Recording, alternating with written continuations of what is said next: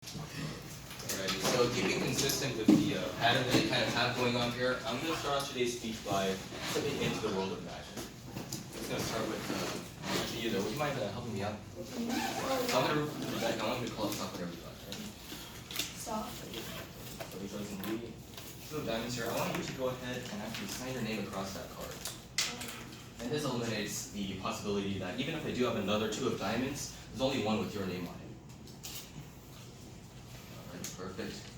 Everybody put this card here. And make sure you remember what that looks like because we will be seeing it again. And I'm going to refer to this one more time for you to put that card back. Stop. Put the card there. Perfect. The cards here go on top, and with the shuffle, your card disappears somewhere into this deck here. Now, I'm actually going to step away from the world of magic for a second. And don't worry, we'll actually come back to the magic at the end of the speech. Would you mind holding on to this deck for me? So, what am I here to do today? Well, today I'm here to persuade you that you should learn magic in order to specifically improve your public speaking and performance skills. So first, I'll talk about some of the problems that we have being up here. Second, I'll talk about the causes behind those problems, and third, I'll talk about how magic can be a solution. So being in this class, most of us have first-hand experience of how scary being up here can be. And this has a lot of names. You have stage fright, performance anxiety, and even glossophobia. And this is something that can really happen anywhere too. According to a Psychom.net article in 2019, about 75% of people experience at least some kind of performance anxiety. And this ranges from people with just a slight hand tremor to those who can have a full-blown panic attack up on stage. And as I said, this is something that can happen really anywhere too. Even ordering a line at McDonald's can be a challenge for many people. Now, Dr. David Carbonell, who on his website anxietycoach.com in 2019, or September 2019, stated that any kind of performance can lead to performance anxiety, whether that's a jazz solo or a sporting event, or really anything that gets you up in front of a crowd. So now that I've talked about some of the problems that we have with being up here, next I'll talk about some of the causes behind them.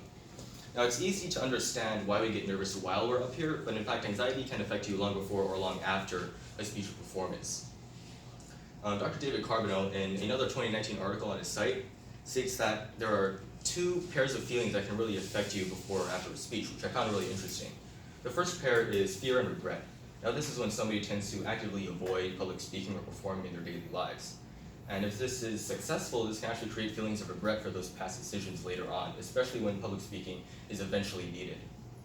The next pair of feelings is more applicable to what you feel before a speech performance, and it's something that actually affects me a lot. It's what Dr. Carbonell calls anticipatory fear and shame.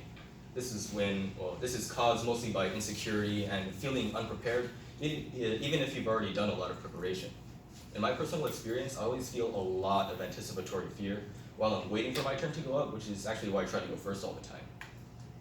So now that I've talked about some of the causes behind the problems that we have being up here, let's talk about how magic can be a solution to those problems. Now, when I say solution, I don't mean that you'll never feel anxiety again. In fact, it's not that at all. No kind of performance skill will ever get rid of your anxiety. And that's something that Brian Bushwood, a magician, said in a January Q&A. You never really get over anxiety. Rather, it's something that you learn to work with or deal with, kind of like an annoying group member or coworker. And in fact, once you get enough practice down, even from just getting down to one trick, you start to not even consider the anxiety at all. Now, of course, you feel that there's no way to stop that, but the excitement from everything else around you just overwhelms it. It's harder to focus on your own internal dialogue when there's so much excitement around you. And as Teller said from the famous magic duo Penn and Teller, regarding performing in 1995, we loved what we did. More than anything, more than sex, absolutely. So today I've talked to you about why you should learn magic. I talked about some of the causes and problems with being up here, and it also talked about how magic can be a solution to those problems. And before I end my speech today, I want to step back into the world of magic, just as promised. So that deck of cards over there, would you mind looking through it and finding that signed card from earlier? And Professor, before the speech, I handed you an envelope. Can you confirm that that envelope is sealed? It is, yeah. It's a sealed envelope? I didn't hand that here? Yeah. Very good. Inside this envelope,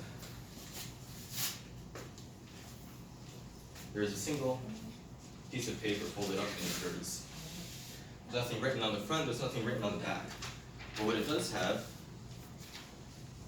is one card folded up and taped into the middle. Now, that type of cards there, were you able to find that signed card? So far, no. So far, no. But we have one card here, stuck to this paper. And while I have everybody's attention here, there's something I want you to know.